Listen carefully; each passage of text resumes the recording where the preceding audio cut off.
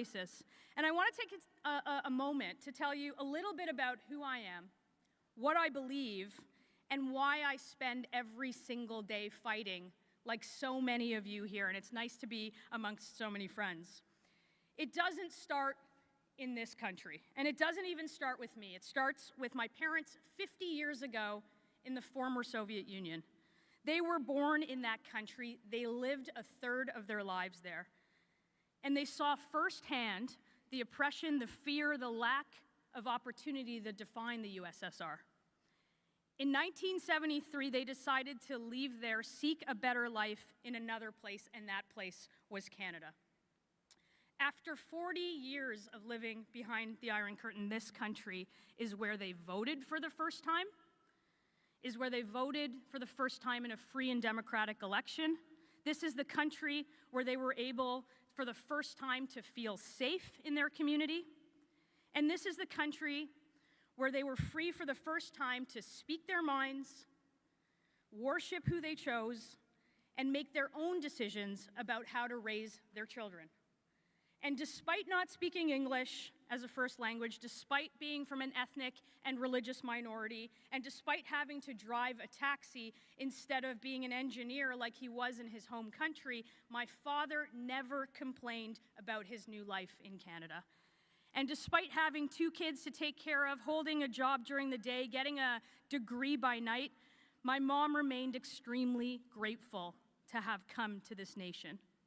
Because even though they didn't have much of anything, my parents had one thing, and they had themselves. And in a country like Canada, that was enough. Canada was the land of opportunity, and they knew that by working hard, by playing by the rules, by dreaming big, they could build lives for their children that would be better than the ones that they left behind. That was the deal. It was how it was for generations. That was the promise of the rich history and the freedom of individual rights, the rule of law, the things that we enjoy in Canada. Canada was a place where my parents bought their first home, in a community where I grew up, just north of the Toronto city border. And for my parents, owning their own home, owning their own property, a right so basic, was so completely foreign to them, and it epitomized the promise of this country. To them, a home was the complete opposite of everything they had left behind. It represented liberty, it represented safety and security and the sanctity of family. It represented the opportunity for growth and prosperity, one that their future held. And I want to talk a little bit more about housing, not because it's at the core of what many of you do as municipalities, certainly what we do as governments, but also because it is the core of what it means to be Canadian and what our country offers to so many people who came here. First, I want to, you can clap. I want to thank you, though, today for representing your home communities. I know many of you, I don't know many others, and I know that the work of local mayors, of councillors, of reeves, of wardens, of commissioners, and everybody else in your orbit is often work that's hard, that's thankless, and let's face it, done for free. You have my complete respect and admiration. You have my support for you wanting things to change and for actually doing something about it. And I want to thank FCM for providing the forum to be able to do that better and for having me here today. But back to my parents. For them, owning their own home allowed them to do many other things. For my dad, it was going from taxi driver to small business owner to medium business owner to a successful man that was no longer held back by the lack of recognition for his credentials or his broken English. And for my mom, it was getting a degree in accounting, going to work as a married woman in the 80s, and climbing the corporate ladder while figuring out how to raise 2 kids that turned out half okay. My story and my family's story could only take place in Canada, where someone with my last name can go from the front seat of a taxi to the front row of Parliament in 1 generation, and we must never forget that. And my story's not unique. It might be your story too, and if you've lived it, you know about the deal that I spoke about. And here's how it goes. You work hard, you follow the law, you get a good house in a safe neighborhood, and you get ahead, and you leave a future for the next generation that was better than yours. That's the deal. But that deal is broken. My parents bought their first house north of Toronto, just less than an hour from here. It used to be 30 minutes from now. Now it's sometimes an hour and 15 minutes. But they bought it for $130,000 in 1980. And there was certainly times where it was tough to make ends meet. And with an 18% interest rate on a mortgage on the horizon, a taxi driver could afford to buy a home in a safe neighborhood and raise kids. A house in that very same neighborhood, just down the street from where I grew up, just sold for $1.6 million. In 8 short years, the cost to buy a house has doubled, the average mortgage payment has doubled, and you can barely rent because that cost has doubled too. You don't have to go to Thornhill to see that. The average income to buy the average home in Toronto, or frankly in most places in the GTA now, not a mansion, not an estate, but an average home. The average income you need is $207,000 a year, and you and I both know that there's not a lot of people that make that kind of money every year. It's not just a big city phenomenon, because the standard home price in Canada is double what it was in the US, despite the fact that they have a population 10 times bigger than ours and live on a landmass that is smaller than ours. And it's not just the US. We are the biggest country by area in the G7, and we have the fewest homes per capita. We have more land where no one lives than land where anybody lives. We told our young people, immigrants, nearly everybody else that if they worked hard, if they did everything that they were supposed to do, if they went to school, if they got a job, then they would be able to afford a home. And of course, that they would be better off than their parents and their grandparents, because that was the way it was. It's the way that it had always been. That one day they could be able to raise their own children in the place that they grew up, and that's becoming impossible in this country.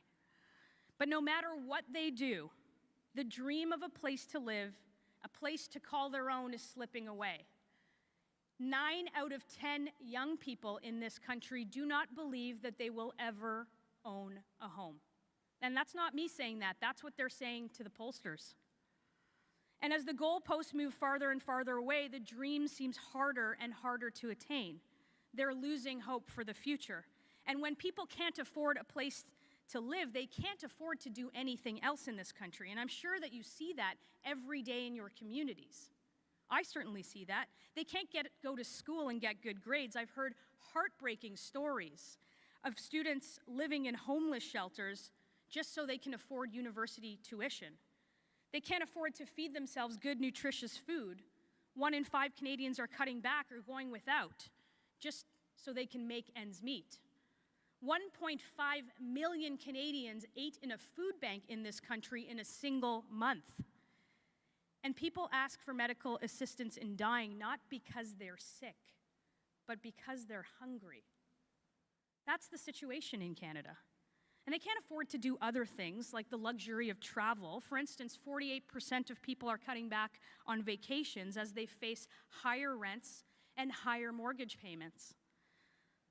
The Prime Minister has run up more debt than all of his predecessors combined. He grew the public service by 31%, and he has still achieved the results of record inflation, the highest interest rates in a generation, and out-of-control crime in some of our neighborhoods. We've spent nearly $90 billion as a country on a national housing strategy for rents and for home prices and for mortgages to double, only for us to lose 20,000 units of affordable housing over 8 years, and for us to build 50,000 less houses this year than we did last year, and last year wasn't a particularly good year on that front. We don't have a national housing strategy. We have a national housing crisis, and it's about time somebody in Ottawa said so. In my home here in the GTA, we need to build 300,000 homes a year, and that's a conservative estimate, and we're on track to build 125,000. So the problems that we are facing with supply, with price, with density are only going to keep getting worse. And it's fundamentally clear that something has to change because we can't keep going down this path. That's crazy. It's easy to feel hopeless, and there's a lot of people who do, and it's easy to feel like things are happening, the things that are happening are outside of your control, and I can understand why, as someone who speaks to so many Canadians every single day who can't get ahead, that you would think that. You do too. I know that. I have a great relationship with our city councilors, and they hear the same thing. And I'm sure you can understand that these things feel like they're out of control, but the truth is many of them are within our control. And my mission and the mission of the entire Conservative Party is to turn that hurt into hope, to transform our nation into a place where hard work once again pays off, and where people like my parents and so many who share that story can leave a better future for their children. That's why we serve. That's why we ask the tough questions.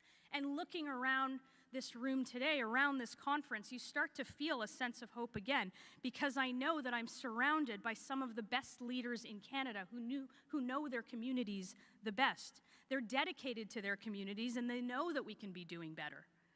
Leaders who will help get us back on the road to prosperity and help clean up the mess that we are in, which is not outside of our control. You deserve a government that recognizes that this is indeed a crisis, a government that recognizes that the current approach is not good enough, and a government with a bold plan that will take decisive action to bring home safe streets and affordable homes. And so do Canadians. We recognize the need to build more homes and get more done. And we need to put shovels in the ground and cranes in the sky, and not to make fancy announcements without follow through. Right now we see a lot of photo ops, we see really well-written press releases, we see some pretty nice promises, but we actually don't see results. And nobody is held accountable. And it matters, because you know that you can't live in an empty lot, and you can't live in a building that's not built, and you certainly can't live in a housing accelerator. And that's the central promise of, I think, what is a broken plan. Where can you live? It's a home, a residence, an apartment, and that can only happen if we get them built. We will use the power of the federal government to help get that done by rewarding cities who get things done faster, who cut red tape, and who actually increase supply. And of course, I know it's not as simple as that. And there are infrastructure needs, the stuff below and the stuff around, but it's a start. I like to compare the current situation, and you'll all remember this, it's like a group project in school. Somebody does a lot of work. There's a few people who do what's needed. There's some people who do nothing at all, and you all get the same result. In school, it's a grade, and in Canada, it's infrastructure funding. It's the same thing. We're doing the crazy thing over and over again. Canada's Conservatives think that the amount that you get should be tied to the amount that you do, and there are so many out here doing so much, leading to fairness in municipalities who actually do the work, and there is no shortage of them. Let's talk about fairness. Let's talk about what it actually means to access supports. There are countless stories of private sector builders, charitable groups, municipalities who have simply given up on accessing CMHC programs because of the difficulties and the red tape associated with them. And there's a lot of shaking heads, yes. And for example, I'll give you this. The Covenant House in Vancouver completed a multi-million-dollar expansion. They applied for CMHC funding, and they were approved for $12 million. But that wasn't before spending $1 million on consultants and reports that it took to get that funding. For less populated communities and small and independent groups, these resources are impossible to attain, or the bureaucracy is impossible to navigate. Many just give up, resulting in a whole lot of lost opportunities. Our team will get the federal government out of the way and remove the red tape, allowing municipalities, all municipalities to get the money that they deserve and to build the housing that we all need. And finally, our government's going to sell off 15% of the underutilized federal buildings and properties, which could be transformed into affordable housing, and we're going to make sure that that happens. The structures sit empty. You pay for them anyways. I think they should be put to good use and made into good homes for people that need them most. And we'll take stock of the available federal lands, and we'll make sense of that too, where we can build more housing. It shouldn't just be the provinces and the municipalities who actually build places to live. The federal government can pitch in too. And I'll give you an example in Winnipeg. There are 2 buildings adjacent to each other. They're each owned by the federal government, both of which are 50% occupied. I think we solved the riddle here. Like, we can combine those offices, we can free up a tower. It's not that difficult. It just takes some political will.